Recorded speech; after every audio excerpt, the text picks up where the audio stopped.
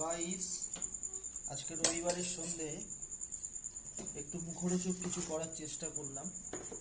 Basically আজকে মা করে দিল এক্ষুনি, একদম গরম গরম, দেখতেই পাচ্ছ, চিকেন পকোড়া। তো এইটা এখন আমাদের সন্ধে আজকের খাবার, খাবো আমরা সবাই মিলে।